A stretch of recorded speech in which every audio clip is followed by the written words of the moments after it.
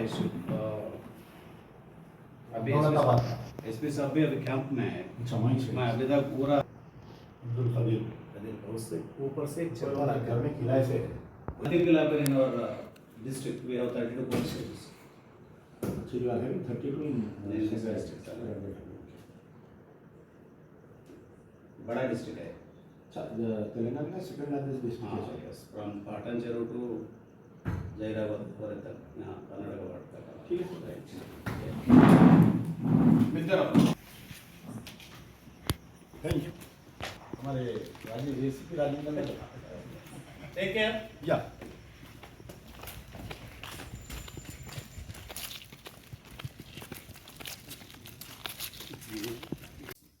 अस्सलाम वालेकुम।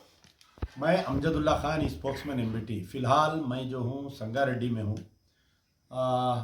तकरीबन 1-2 घंटे पहले मुझे इत्तला मिली कि संगारेड्डी के एक मुकाम दौलताबाद जो हथनूर मंडल में आता है वहाँ पर कुछ शरपसंद अनासिर ने एक अब्दुल कदीर नामी साहब के मकान पर हमला किए और उनकी एक दुकान को भी जलाए।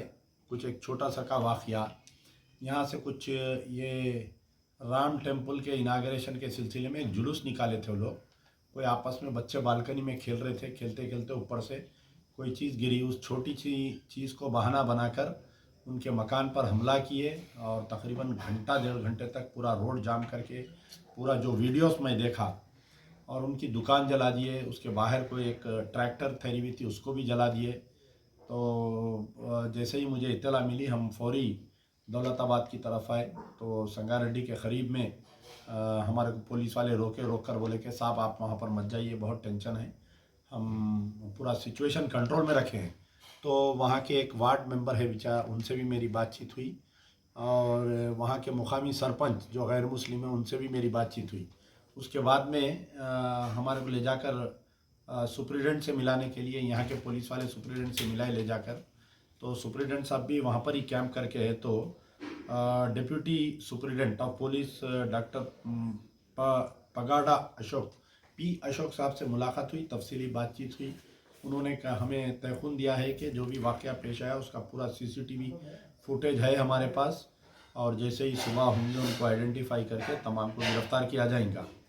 तो मैं फिर वहाँ से हम फ़िलहाल हमारे हाफिज़ मोहम्मद अब्दुल क़य्यूम साहब, बड़े हाफिज़ साहब के नाम से जो मशहूर है, उनके मकान पर है हम संगारेड्डी। मेरे साथ में हमारे डॉक्टर गौस साहब, गौस मोहिउद्दीन और डॉक्टर गौस हमारे साथ में हैं और अबू बकर साहब भी हैं साथ में और उनके हमारे हाफिज़ साहब के फर्जंद मोहम्मद अब्दुल बासित है। तो बोलना ये है कि फ़िलहाल संगारेड्डी में सिचुएशन अंडर कंट्रोल है।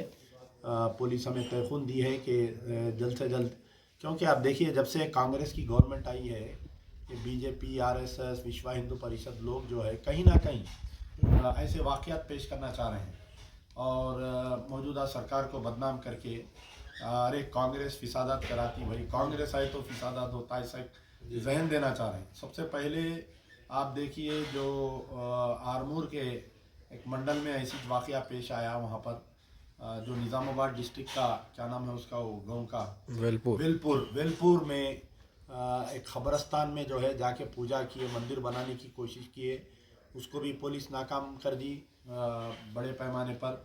फिर उसके बाद में आज सुबह में मैं खुद नलगुंडा गया था, मस्जिद सराय मीर नारकटपल्ली जो नलगुंडा डिस्ट्रिक्ट है वहाँ की खुली अराजी पर भी कल रात में शरपसंद अनासिर जमा होकर जो है वहाँ पर भी पूजा पाठ किए।